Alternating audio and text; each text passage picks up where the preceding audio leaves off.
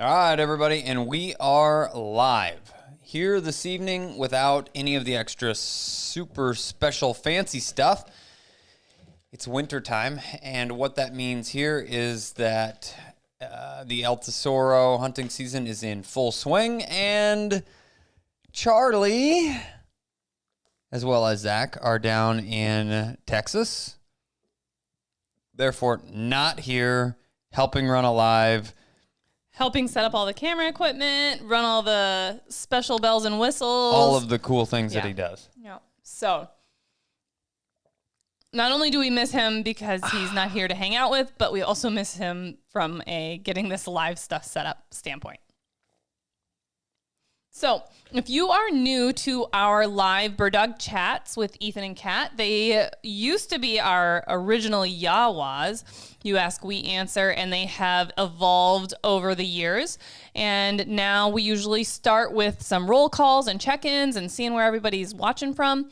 Then we roll into a topic of discussion, any little announcements that we want to make, and then open it up to questions. So if you guys have a question that's burning a hole in your pocket, don't hesitate to throw it up there, throw a super chat on it. We'll give those precedence.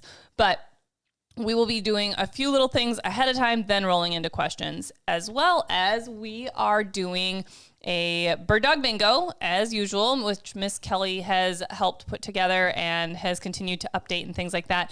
And you can play along bingo with us. You just need to get your bingo card from patreon.com/Standing Stone Kennels slash. And then that time already, folks. Starting early.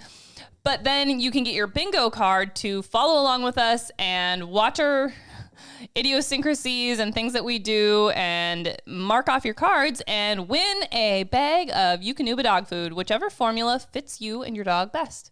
Or mostly just your dog. I hope you're not eating it. But it's probably fine if you do. Just lots of water. No, it's not.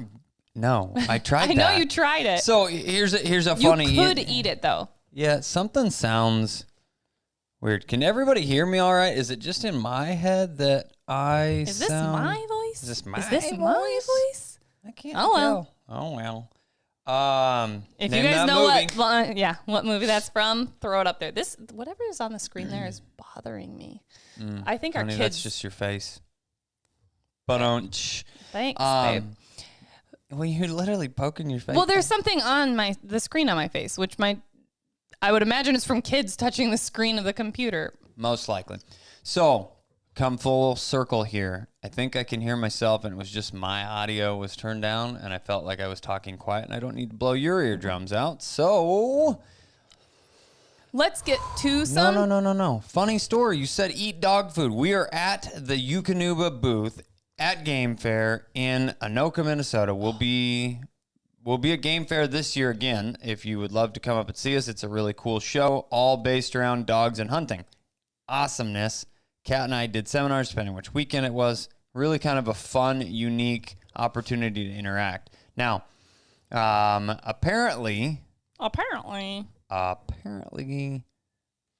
there's a few. We've got some fruit flies or some gnats up there. They're coming to spray next week. We have pest control that comes through and sprays all the bugs because we live in the country, and I think bugs are just anywhere. But anyway, we digress.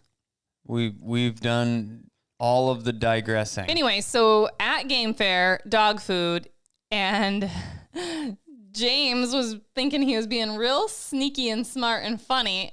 Well, he tried it all weekend to get people to try dog food. Like he was eating some like candied nuts or something, like, oh, this is really good. And then he'd be like, oh, do you want some? But it was dog food that he was offering people. He had an almond in his mouth or an almond in his hand, and he would pull from the cup of dog food, put it in his mouth and crunch it, and then offered it to me. And everyone was like, I don't want to eat any dog food. And I was like, I don't know. Okay, sure.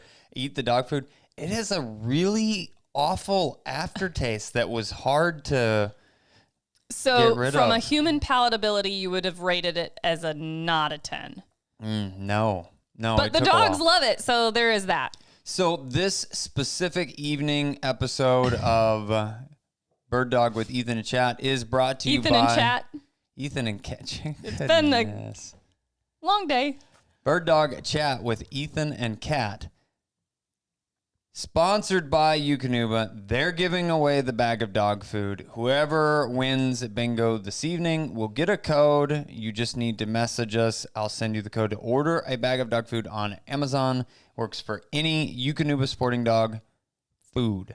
And we can help you select the right formula for you and your dog and what the right situation is. So we can help with that. Happy to help. Now let's roll into some check-ins. We've gotten past that part. I think it can be only uphill from here. Right. It can only get better from here. Hey, Melanie. I think you guys are our first check-in of the night. Don and Melanie in Otsego, Minnesota. Ooh, we should start giving something away South for the Dakota. first check-in. Oh, I think we should. I think we should. Next live. That'll be on the docket. And then Miss Kelly from New Jersey. Wait. Greetings from Hawaii. You're checking in from Hawaii, Kelly and Mac. You guys need to get out and do something, not sit and watch us live while you're in Hawaii. But Jackson's being boarded in New Jersey. In Hawaii, it'd be early, wouldn't it? I don't know. Middle of the afternoon. Are you hours ahead of us or hours behind us? Would they be Pacific time in Hawaii, which would be earlier, right? So that's like 5:30. Yeah, 5:30 or 4:30. I think it's even further. Might be. Well, we need to know what time it is there so that we can do some math. We've got Aaron checking in from Minnesota. Hi again. Love it when you guys follow along with us weekly. Angelo Giacomini, yeah, Hawaii, right? 3:30. It is 4 hours earlier there. They're in nap time. Yeah, this is afternoon you got nothing siesta. fun to do right now. Yeah, definitely watch us while you're taking a nap. Sounds good. Rio Rancho, New Mexico. And we've got Hutchinson, Kansas. Hey, Annie, instead of Pretty Prairie this week. I know. Just jumped. Should have had Charlie teach you how to use the board. Then you could have been here, Charlie in it. Yes. Oh, next year, Annie, you're gonna learn the IT side of things. I love it. Okay. Atlanta, Justin. Hey, South Dakota, New York. Hey, Mark. We've got Southern California, Elijah. Nice to see you guys checking in. Indiana, South Dakota, Las Vegas. Hey, Ian. You guys, everybody is out and about doing stuff. That's awesome. We've got checking in. Congratulations to Questy Pup. Yeah, we'll talk about her and her fabulous litter soon. Where else are we checking in from? Mid-Missouri, Utah, Broomfield, Colorado, and Fargo, North Dakota. They have their own time zone. Is it called Hawaiian time zone? Hawaiian Standard Time. Figures. Southern Maryland, Ohio, Southern Illinois. Awesome, guys. Thank you all for checking in and putting up with our antics. So let's talk about some things, some announcements. So since we already kind of let the Questy Pup thing out of the box, we'll roll with that first. So Quest had her litter of puppies. She would spread to Chief. She is my slow rolling laboring mama, and she took 13 hours to have 10 puppies, which a long day, but luckily it was a long day. It was during the day. She blessed me that way. Last year she did not. She did a overnighter. So this started pretty early yesterday morning and then finished up pretty late last night. However, all of the puppies healthy. Mama's doing great. I am super excited for this litter. There are some really cute colored puppies already that you can see. We've got a male heavy litter and then some females and a little bit of coloration differences. So we won't give too much more away. Look for the official litter announcement on social media here in the next day or two. I usually wait until puppies, are a couple days old before I make a full announcement, just because, things can happen in the first 24, 48 hours and even after that. But usually after 3 days, I feel like I'm kind of out of the woods as far as, most puppy potential fatality. So, but it is Mother Nature and things can still happen, but we'll make that official announcement. You guys can find out more details then. Oh, and if you had followed us on Instagram live, we made a little beep boop. Hey, we're going to be on YouTube live in 20 minutes. And Ethan let the cat out of the bag, or the buck out of the bag, because Nixer got to track a deer tonight. Absolutely. And he made short work of it. So Isaac, one of the guys that works for us, had asked about deer hunting. I was like, absolutely, come out and shoot a deer. he stuck one night, gave me a call. We were on our way back to the house. It's like, well, let's give it, about an hour, and then we'll take Nix, who's recovered a ton of deer, out just to help us make this short work of this. And we walked it out just a little bit to kind of find a general direction. He's like, I know it ran this way. It jumped kind of the short spot on this little short fence row, and then it sounded like it headed off this other direction. Well, we got across the fence, found blood, which, isn't that typical. It's not atypical to not find blood for the first 20 to... We have a nice new intro video. Ooh, I'm not sure what that is. Do we? We need to go look. We're going to have to investigate this. We found blood in about 20 to 30 yards shortly after the little abandoned fence hop, and then looked, and there wasn't great blood, but he said he'd hit it high and didn't have, downward angle, not horrible, whatever, didn't get a pass through. So we have to fill up with blood basically before it starts coming out of the hole. That's kind of a problem without an exit wound, if that makes sense. But it was a really good shot, and we found the deer in about 70, maybe 80 yards, and Nick's made incredibly short work of that. So in Kansas, you can track deer with a long line on. I brought him to where we visibly found blood.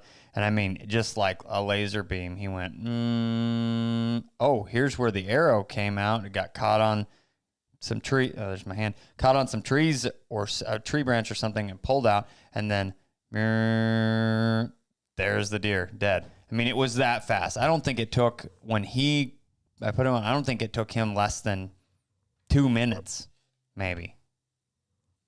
It's crazy. It makes it real easy. And we were a little bit under the pressure as far as time goes because we also had to get everything set up for the live. And exactly. I literally have no idea how to set this stuff up. I got the light turned on. That's about all I got done in preparation for this. So we definitely needed Ethan's help, and he was running the dog.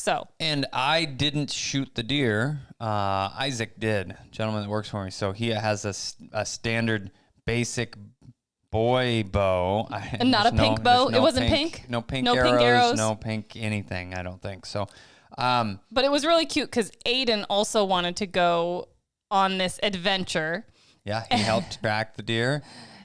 It's hilarious. He complained the entire time that he was out there about we were walking too fast and the sticks were pokey and the grass was pokey and he was having trouble keeping up. And then the instant he got back in the house, he was like, I got to help track a deer. All the stories. And he got to take a picture with the deer. Charlie, throw the picture. Oh, sorry. Yeah. Never mind. You're not here. So until we figure out more of the technical side of things or Charles is back, you just have to imagine the picture, or we have to try and show the phone to the camera, which Ooh, let's see how well that's going to work for us. I can do that. He's going to try it. But so Aiden was super stoked to take a picture, as well as Isaac took a picture with Nix and the deer after it was recovered. So that was pretty cool.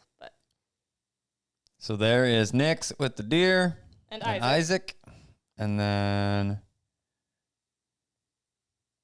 this one's pretty funny. There's Aiden. Whoop. I don't know how you can see that. Mm-hmm. He looks kind of scared. And then I was like, hey, you need to smile.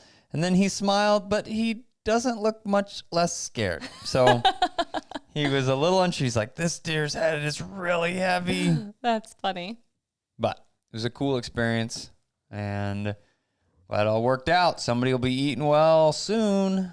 But really fun to be able to utilize our dogs for multiple versatile purposes. So Nix is a jack of all trades, master of many, if you would ask me, because he upland hunts, he waterfowl hunts, and he tracks deer, which is really, really cool. And he's a great house dog, family dog, pet.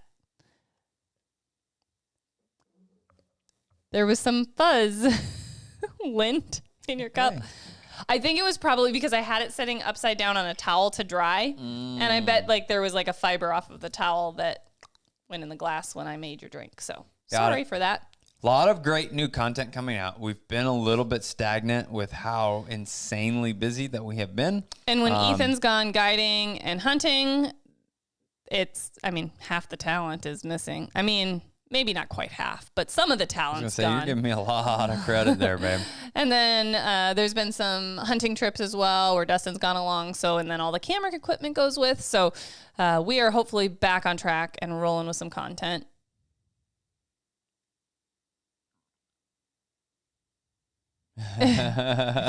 Cheating, you're not trying. So all of that being said, lots of new videos coming out. We have an entire series that will be following along with the whelping, weaning process with Quest. We have more trip videos coming out. We have the potential to work with some local guys and a new cocker that will probably be included in some of these videos just from a training and development standpoint. And then we're going to be shooting some videos at the ranch. We're doing a puppy hunt the week after Thanksgiving. So all of the young Alta-Shore dogs are going out of the ranch, and we'll put together a highlight reel of that. And even a couple guy with the pink gun videos coming out. One pigeons. Showing, pigeons, baby. Showing, I love the enthusiasm in your voice and the you got on.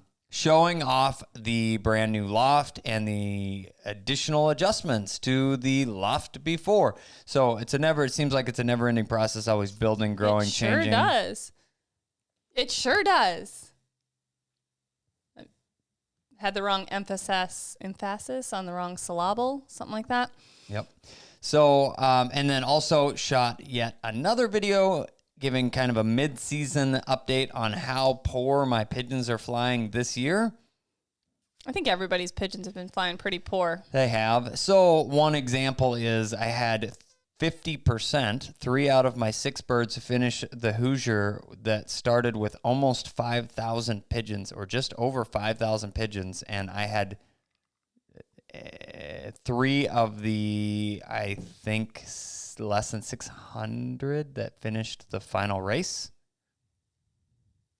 So tough season, but my birds are doing well, just not quite well enough to win the monies. So all of that being said, lots of cool new videos coming out. Also, wanted to throw out this because there's a couple other cool videos. So we're planning out a culmination video for the Hex series with his feature hunt, which will be really cool to put together for DT Systems. And then also, we got a new little puppy that Miss Tessa is helping raise from Flight Level GSP Kennels. That was a Pearl Shooter breeding. So it was a frozen AI because Shooter is neutered now. He is still with us. Well, with I was going to say with Uncle Peter, Dr. Peter. Aiden calls him Uncle Peter, so we call him Uncle Peter too. But he lives with Peter and is neutered now, but he is still providing stud services through frozen breedings. And so he was bred to Pearl, which Pearl is a Vex daughter. So a lot of stuff that ties in with our breeding program. And I went and picked her up. And then Miss Tessa is going to help raise her, but we shot a couple really cool videos with her already. She is a doll. I love her. She is crazy bold and confident right out the get-go, as well as has been super focused for training sessions. And she's been super clean and quiet in her crate and just this little freaking angel. I'm really excited for her. I'm kind of jealous that Tess is raising her because I'm sure the next puppy that I pick to raise is going to be like a complete turd because that's how it goes. I'm giving the easy ones away is what it sounds like. So that's coming up as well from some of the content side of things. And then I know that Ethan wanted to talk a little bit about some of the guiding stuff that happened this season because this is a very new string of dogs that Ethan's running. So last year he had some season on his string. There was Vex and there was Nyx and there was Thunder, and he had some seasoned dogs to be working with for the most part, and then some young dogs as well. But this year it was like a string of youngins. He had Nick's for a little bit, but he only hunted him a couple of the groups, and then he wasn't even up there for one half of the guiding season. And then who else? I think Doc was the only other second-year dog up there. Mm-hmm. Everyone else on the string was this first puppy season, first season of dogs in South Dakota. So Ethan's always thirsty. But it's so cool. I wasn't there for all of it. I got to see a little bit of it in grouse hunting and a little bit of it in one group. And then we're going up there again here come next week for a little bit, which I'm going to get to run these dogs one more time. So that's going to be fun. But it's always fun to see the light bulb turn on and the light switch flip, because these puppies went from completely inexperienced. You know, they had the prerequisites to go hunting, if you will. And then barely. Gunfire introduction, bird introduction, collar condition to recall, and then a few of them had a little bit extra. But for the most part... Collar condition to recall, questionable. Whatever. No, I'm just teasing. But then they ended up going up there and getting on-the-job training, and you were telling me stories about them at that last group that they were just figuring it out, tracking these wounded birds, pointing, retrieving, all the pieces. Absolutely amazing. First and foremost, here's my horn. Toot. And by my, I mean Standing Stone Kennels horn. These dogs are really, really nice dogs. I mean, all the way around. They've got a lot of natural ability. They have a lot of trainability, but you know, the wild bird aspect of things is just something that's going to either happen or it's not. And with the minimal amount of experience, I say minimal, they got to hunt a lot, but the minimal amount of experience that they've had, I saw some ridiculously cool things. I think East pointed on the last group alone, 20 pheasants, pinned down, pointed. Wild birds, guys. 20 pheasants. And Doc pointed a handful. Hex tracked, pointed a handful. He's not an El Tesoro dog, but he is one of the young dogs. He tracked, followed, pointed, pinned down in the grass that we were able to flush and shoot. Taylor pointed birds. Cass pointed birds. Who did you say? Did you say Taylor tracked? Like, absolutely ridiculous. So this bird gets hit, and it's always one of those things that you can just tell when you've got an eyeball for it. Boom, boom, boom, boom. Bird gets hit. It's coming down. Woo! Stoned it, right? I'm like, that bird was head up and definitely going to be running. The dogs are over there pretty quick. I'm booking over there as quick as I can to be able to help, because it's one of those things that they can do a good they can do a good job tracking, but if the pheasant really has its legs under it, it's very, very, very difficult for them to truly keep up with the bird unless it stops. So they hit in that area. They're both right on top of where we mark the bird down, and they're working around. Nobody comes up with anything. And they're like, what? I thought that bird was dead. Everybody walk over there and look. Oh, I guess it's not right here where we thought it is. No, it's not. And then I see, like, no, it was right here. Bring those dogs back in here. And I see Taylor.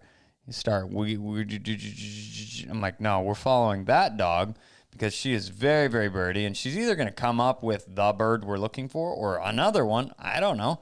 Let's go try. So we follow her, and next thing you know, 70, 80 yards away, locks up on point hard, and she looks like she's got it pinned like between her feet. That's how close she come to this bird that has stopped. And I get up there and I'm trying to kick around now to find it, and it finally pops up and takes off, and she takes off after but loses it, and I can see it. There's just enough movement in the grass and just enough that I can follow it. And I'm now chasing this bird around, and the dogs are behind me, and they're trying to keep up, but not still. Like, they're getting hung up on scent, basically, and moving slower than the actual running bird is. Because we work so hard on conditioning these dogs to use their nose that sometimes they forget to use their eyes, because sometimes I'll be trying to get a dog on a bird that I'm following like that, and I can see it up here, and I'm like, dogs, look, it's up here, but they're still working back here on scent, but I need to get them moved 100%. up to where that bird is so they can keep tracking it efficiently and quickly. But yeah, sometimes they're like, my eyes don't work. All I can use is my nose. So here goes Ethan chasing this bird through the grass, running. It circles this way, it circles that way, it circles this way. I'm chasing it around in a circle, trying to catch the dang thing, and then finally fall on it and catch it. Ha ha! And come up out of there. Everybody cheers. Yeah. What else do you do? And then I get cheers, and everybody tells me that I'm an amazing bird dog, and I say, well, you got to set a good example for the dogs that how else can I be a good leader without setting a good example? I don't know. Just chased the bird down and caught it. It was very, very, very cool, though. The other thing that's really cool is the number of prairie grouse that are in the state of South Dakota right now. I'm going to hotspot the whole state for you, but there are a lot, and it is a growing population. So if you are looking for a really good place to go, northwest Montana is good, or you could look at South Dakota. Any other stories, announcements, things like that, or can we roll into some questions?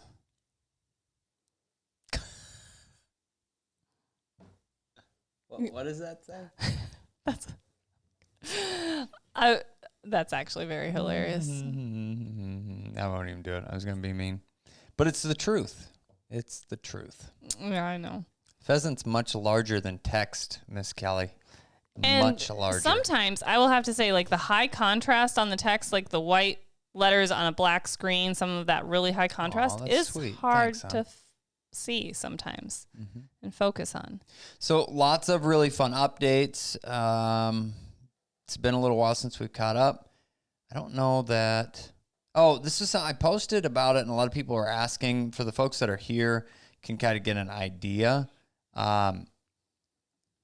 have the potential to do a little more guiding next season, and we'll see exactly what that looks like. But if you're interested in South Dakota pheasant hunting, it requires a large group, unfortunately. I know a lot of people have called, reached out, asked about me and my significant other or something else want to come hunt. I'm not going to put grab bag groups together. It's a recipe for disaster. But if you have, 6 people can do it. 8's better. 10's borderline too much, kind of depending on how things go. But 8 to 10 is a really good number for the group. So. Okay, let's try and roll into some questions. I haven't really seen very many pop through, but I wasn't reading them as they were popping in. How were the bird numbers hunting in South Dakota? That kind of ties in with what we were talking about a little bit. Sure. Bird numbers were meh. We shot about 30%, maybe 40% of what we normally do. It got better as the season went on, where all of the crops were cut, and it felt like some birds just kind of appeared out of nowhere. I don't really know where they had been hiding, but I would say not fantastic numbers, but not awful either. A bad day in South Dakota pheasant hunting is better than a good day most other places. So we saw plenty of birds. We had the opportunity to shoot birds. We did a good job, and there were a pretty good number of hens. If we can have a really good hatch next year and not have 11 feet of snow bury all of the pheasants this winter, we should be good. Kevin said, once again, thank you very much for the advice on shotguns. You are welcome. We were chatting about those last night, today, something. But I saw that you had mentioned that you got one, but your only complaint is that it's hard to find aftermarket chokes for them, right? I don't know if Ethan has any advice on that because What kind of shotgun did you get, Kevin? I think he got the A400. It was like the kind of bronze look. He sent me a picture. An A400 Explorer. I can show you the picture. I would like to see it.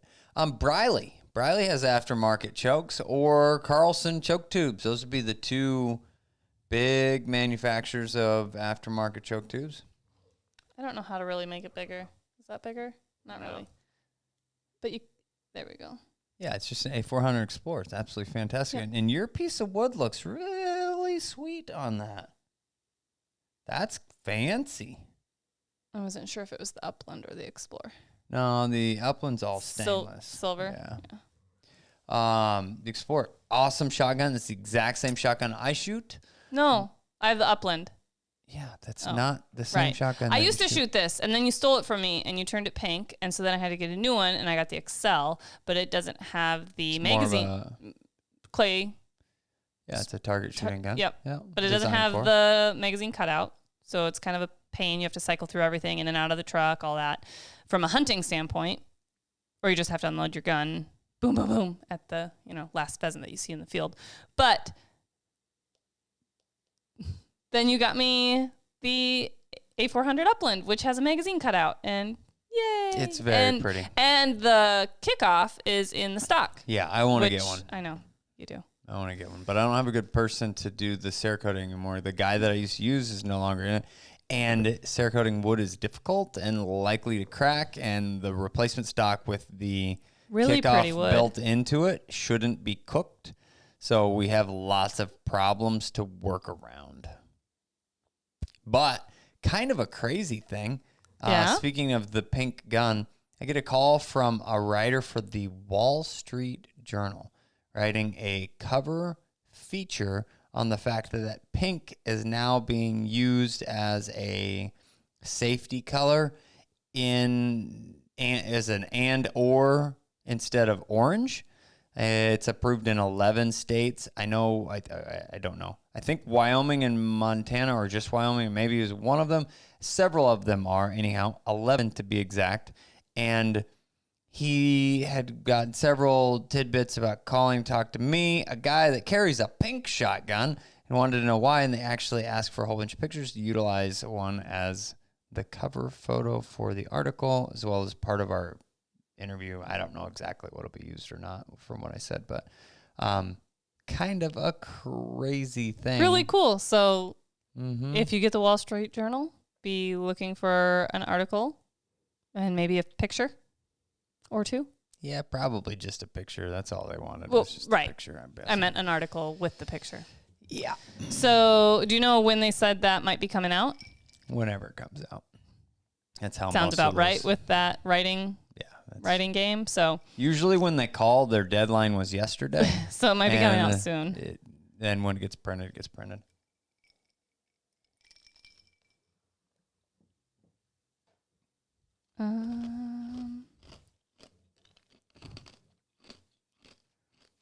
What's on tap? What?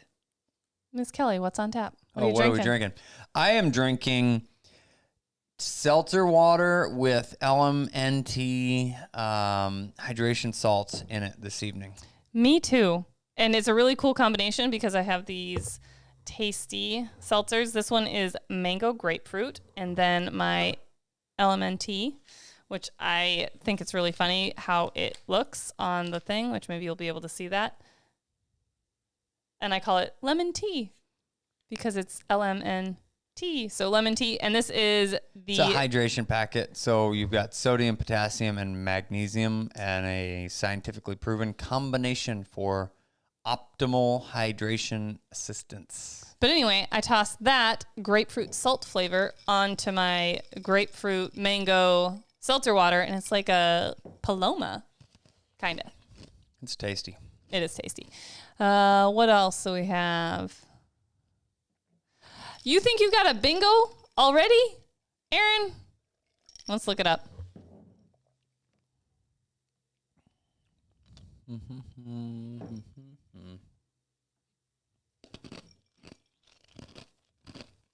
What is that one? Yep. When did we talk about this? Well, I called Thunder out when you were guiding in South Dakota last year that he was part of your veteran string. You had Nix, Thunder, and Vex. That's it. Whoever that one is, I need a card number verification. There's some people that were really close. Real dang close. There was a lot of really dang close. He's cheating. He's got to be cheating. I mean, but those ones were all like crazily organically talked about. So, send us your card number there, winner, chicken dinner. How far out were the shots on those pheasants? How many yards? Just an average distance? Sure. Yeah, that's the one. Send me a message, Aaron. I'll get you your code. Ha, ha, ha. I'm glad you're here playing. I'm glad you win. Average distance, I would say, are anywhere between 50 and 90 yards. No. 20 to maybe a long shot is 40-ish range. Maybe a couple pokes on the edge of that, but not really much. In the, I'd say, average shot distance, 30 yards, which is pretty reasonable. Guesstimating. I think we got some questions finally rolling in here, so let's get back up to those.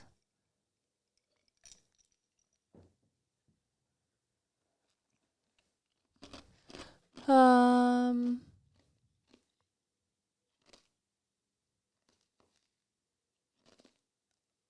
you hear me crunching ice? Yes. Yep, I can. I'm sorry, I'll stop. I thought I got far enough away from the mic. Obviously not. Nope, I can definitely hear it. There we go. Okay, much better. We have a dog. This is from Kale Scold. Sorry if I mispronounced your name.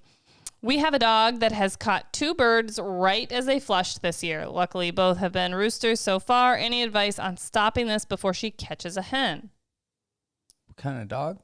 Does it say? Did I miss that? A dog. A dog. Is it a flushing dog? Are we having problems, or are you just afraid of the dog catching hens?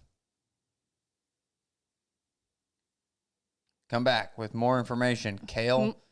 More information, please, and then we can answer that a little bit better. What do we got? Melanie says, my dog's skin gets so beat up and raw after a couple days of hunting. Any tips on preventative measure to take before the hunt? So a chest protector can help.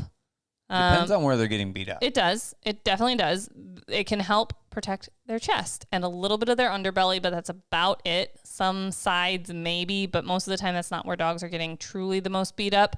Where I really tend to see wear is face, around their eyes, especially if they're through thick cover, Milo stalks, some of that sharp stuff, that sorghum can be really rough on their faces as they're, literally pushing through these stalks. And then their undercarriage, especially males, can get really beat up on their testicles, especially if there is some of that like icy crust. And people ask about that all the time. Like, what do I do to keep my dog's testicles safe? And we have not found any type of contraption that you could wrap around their balls to protect them. So here's a funny testicle story. Okay.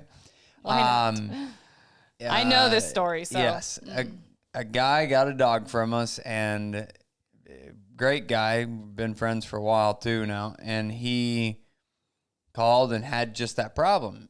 His dog's testicles getting really raw, really sore. And he's like, what do I do? They just look miserable. Like, well, you could put some bag balm on them maybe or something. I mean, I don't know. We don't really do anything without just rest. There isn't really a good option to help protect, keep it from getting infected. Well, apparently he took that to heart, and every day is rubbing bag balm on his dog's testicles. So I was like, man, what are you doing? He said, you said to do this. I was like, I did, didn't I? Oh, Oh shoot. Yeah, I mean I wouldn't do that. It's but it's up to you. So be careful when you ask Ethan for advice what you're gonna get. Especially if it's later in the evening. You never know. Whatever. But anyway, chest protectors. Otherwise, some dogs, depending on their coats, just get a little more beat up than others. So definitely, they're just gonna have to tough it up, keep those areas and those scabby places clean, and so that they don't get infected. But they're just gonna scab up, look rough, heal up, rinse and repeat. So there's a couple other things. There was another addition to that question that were related I to have one other dog thing ears, nose, and from the Briars. What's your thing? Go for it. I was going to talk about rec specs. Yeah.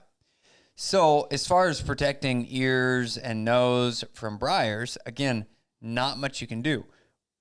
Coat coverage helps a lot, and Wymies, like Saul is, don't typically have the world's greatest coats for a coverage or protection standpoint. And even some Melanies, even some Griffons don't have the world's greatest coat. I don't remember well enough without looking if your dogs are softer or coarser, but a tougher, coarser coat usually will hold up better from a protection standpoint all the way around. Now, the next piece is each individual dog runs, hunts, and carries himself a little different. So some dogs that run with their nose more on the ground drag their nose through everything and they get really beat up here. Other dogs that run higher headed, they end up with more chest issues because that's what is essentially leading through the brunt of the cover with. All in all, hunting dogs are going to get beat up. This is something I have to remind/encourage people to do on a regular basis, which is when we are hunting ditch chickens or pheasants, they live in the crap, okay? So if you want to kill them, you got to get in the crap and walk around until you kick them out of the crap, and then you can shoot at them. And a lot of times people want pads or they want to walk next to or say, we're going to go hunt that. And they say, that? Do I have to get in the giant, nasty food plot thing? If you want to kill birds, you do. You know what I mean? Like, that's the solution. So if your dog's going in that same crap, they're going to get beat up. And it's more about keeping any of those sore places from getting infected and providing proper opportunities for healing after the fact. So bag balm or triple antibiotic ointment, things like that can help that to heal better. But ultimately, it's going to get beat up. It's going to have to heal. Yep. And I was just going to throw out rec specs could be an option as well. That'll help protect around their eye area from the thick cover and things like that. So I know a lot of clients that use them. We don't personally use rec specs, but they definitely can help. So let's see what other questions there are, and I can still hear you crunching ice, even putting yourself on mute. Huh. Sorry, I'm done. I'm out of ice. Oh, darn. Thanks for the super chat that emphasized somebody's question that I didn't quite get that. Aaron super chatted and said, answer Melanie's question because he sometimes runs into those coat issues too through the cover. So what are your go-to recipes for harvested birds preps? All right. So this is kind of a fun thing. Brining is something I found really important. Typically, I just use salt water, and I find that the darker the bird, for example, prairie grouse are pretty dark, or ducks and geese are pretty dark, they're really packed up with, it's water soluble, and it is called hemoglobin. No, it's not hemoglobin. I know what you're talking about, though. Does it start with an M?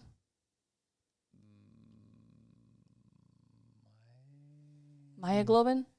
No, it's something. Let's see. I'm just going to start Hold on now. throwing out more sciencey sounding names. Don't do that. That'll screw this process up. Dang it. I think it is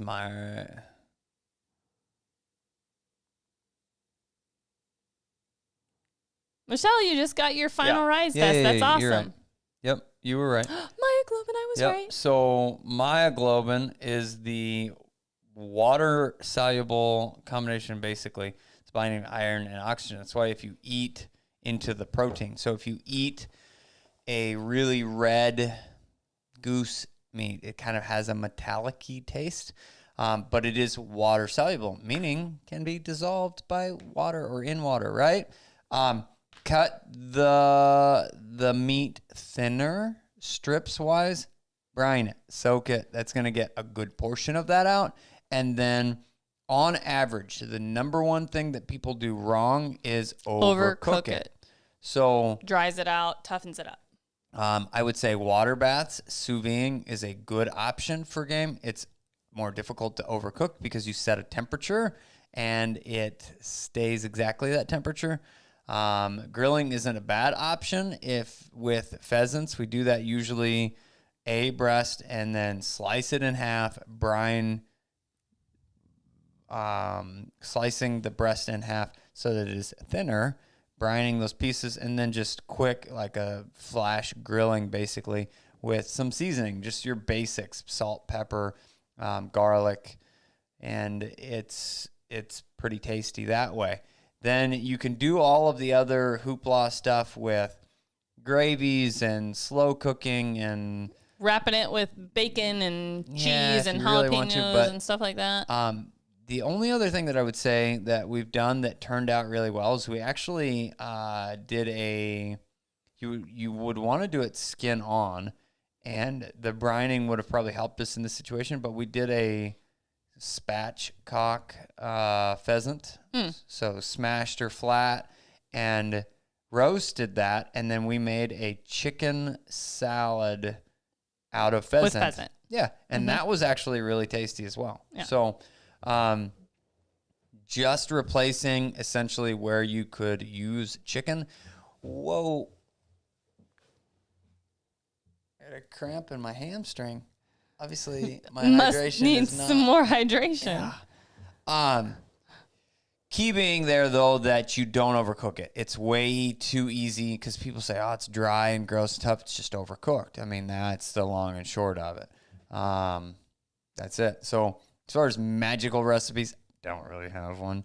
But we utilize it that way a lot. Fajitas, pheasant is pretty good that way. Ruffed grouse is really, really good. Blue grouse, really, really good. Quail, delicious. Chucker is good. Chucker is good. Prairie grouse are darker. If you like the dark meat, more power to you. It's going to be a very similar color to waterfowl. It's really dark red. So that would be the biggest thing that I could recommend.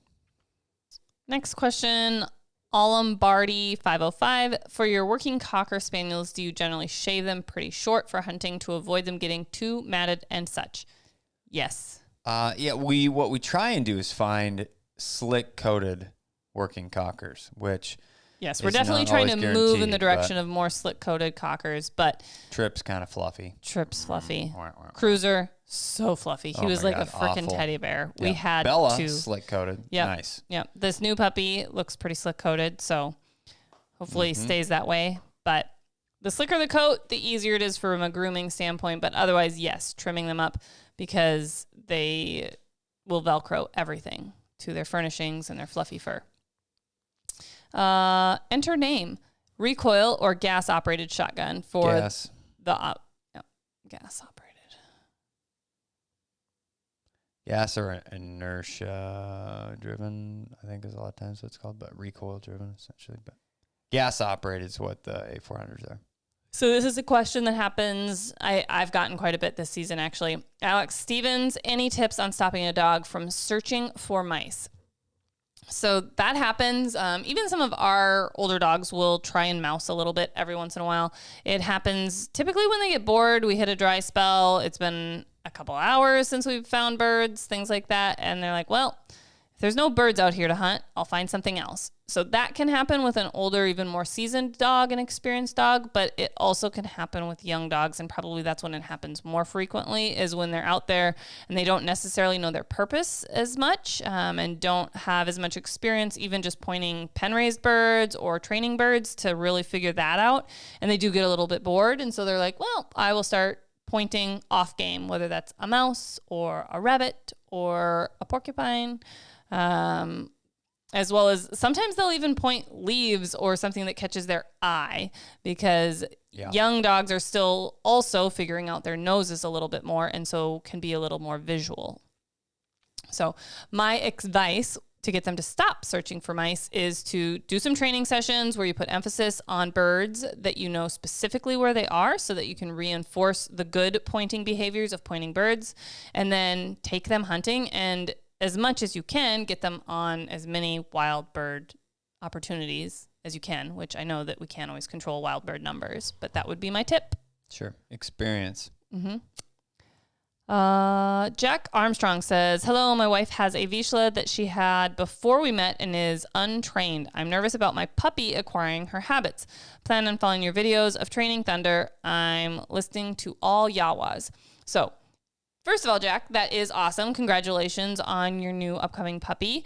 I'm not sure, are you getting a Vizsla puppy, another versatile puppy, or what kind of puppy are you getting? But what I would recommend is following along with our online training course, which literally takes you step by step from 8 weeks old to a year old with a puppy.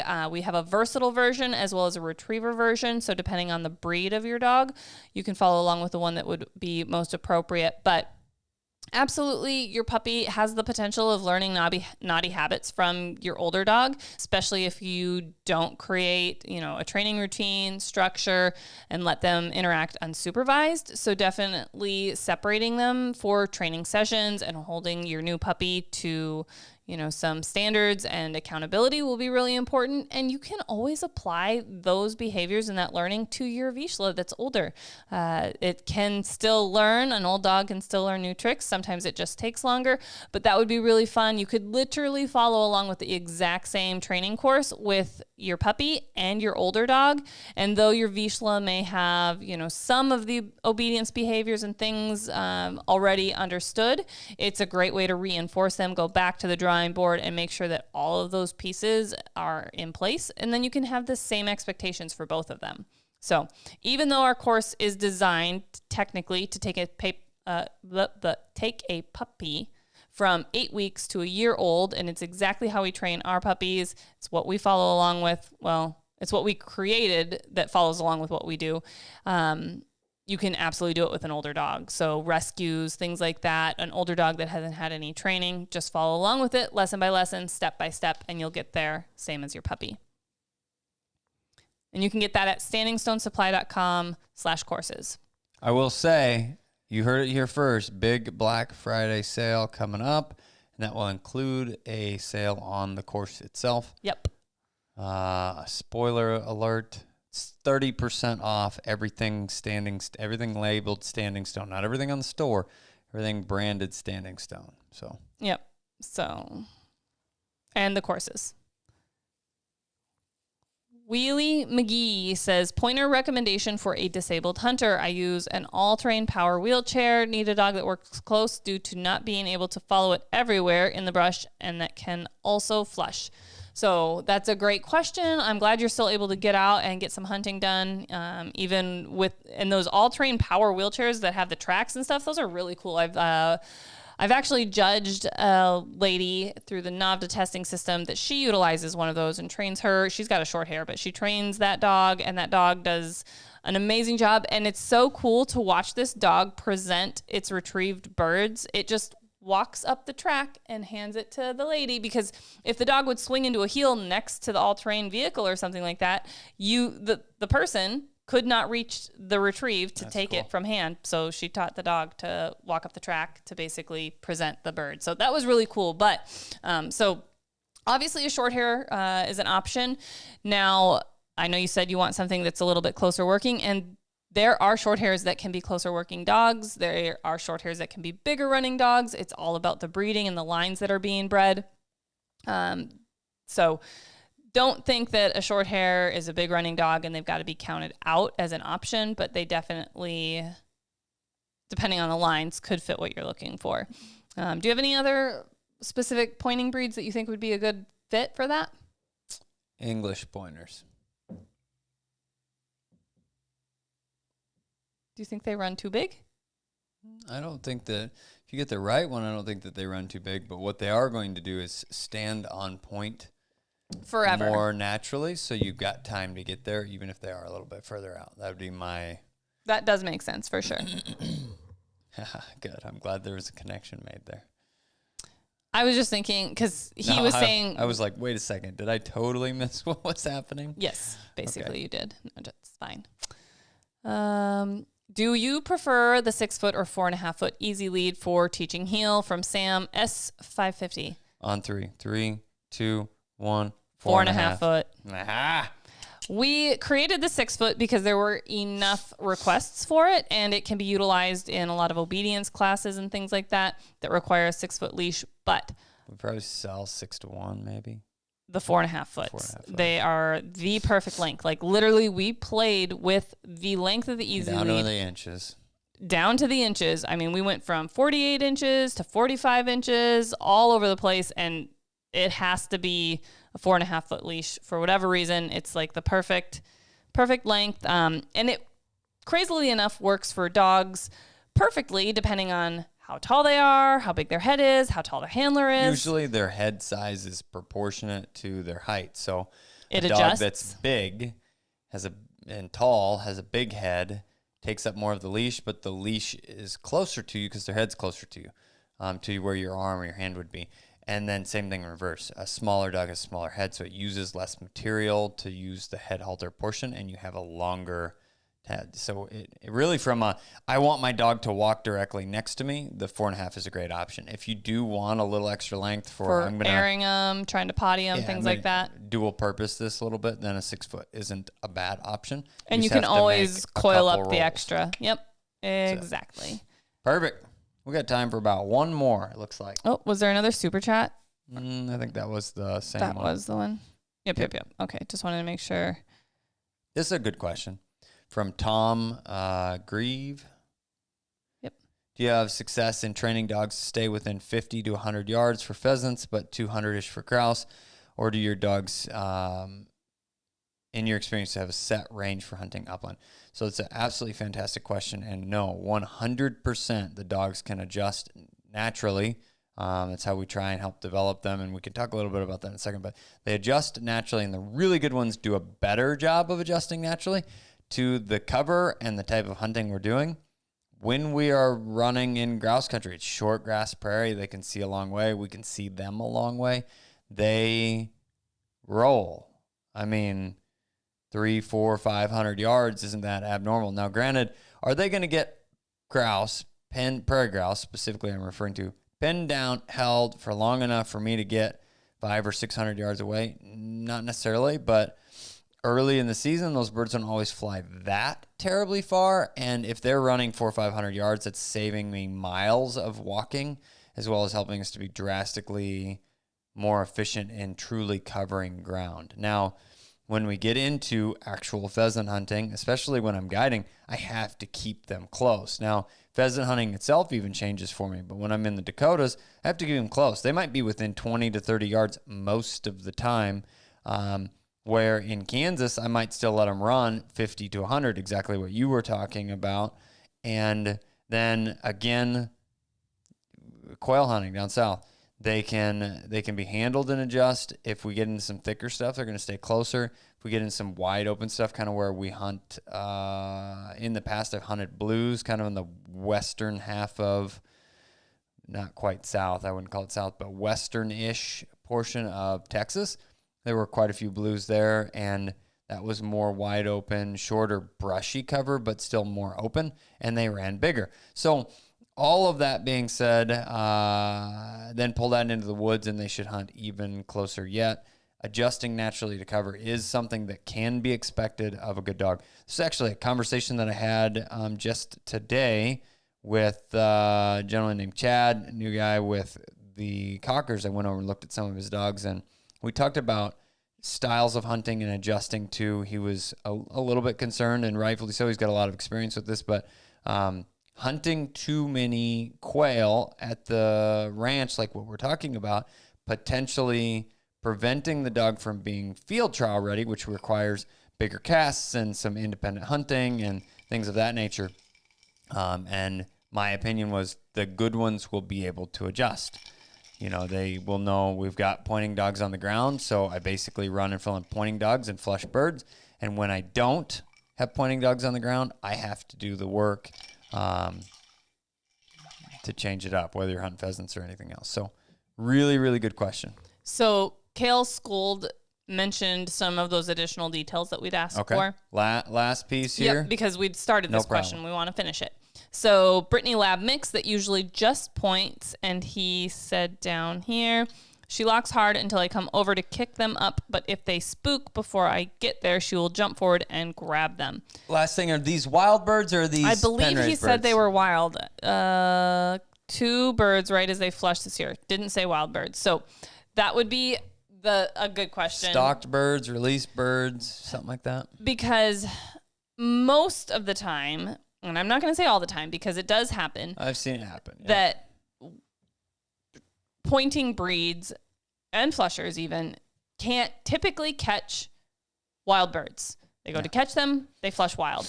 Unless the pheasant gets like wrapped up in thick cover and it just can't get out of there and the dog can grab it, or it's buried in the snow. Those are like the only 2 typical times that I've seen pheasants, wild birds get caught by dogs. Otherwise, they're out of there.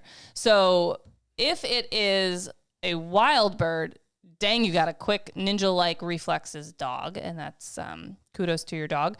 If it is pen-raised birds, you probably need to get them out on some more wild birds because they're learning that they can crowd those birds and get closer than they need to be, because they don't need to be that close right on top of them, pointing them. They need to respect the birds, which is going to help the birds hold tighter too. Formal woe training can also help so that they can stay accountable to standing on point until the flush or until they're released to flush. 100%. But that would be my 10 cents on that question. I love it. Thanks, everybody, for being here with us this evening. This concludes our bird dog cat with Ethan and chat. I'm teasing now. I knew. I'm surprised that you even got that right, because I'd have really had to think hard about how to screw saying that up. We love y'all. We enjoy being here in the evenings, and thanks for being here with us. Congratulations again to our Bird Dog Bingo winner. I think that's your 3rd week in a row. We're going to have to put you on a timeout or something. No, all jokes aside, people work harder, okay? Outside of that, we'll get that taken care of for you here shortly. And we'll see you in the next Bird Dog Chat with Ethan and Kat. Peace.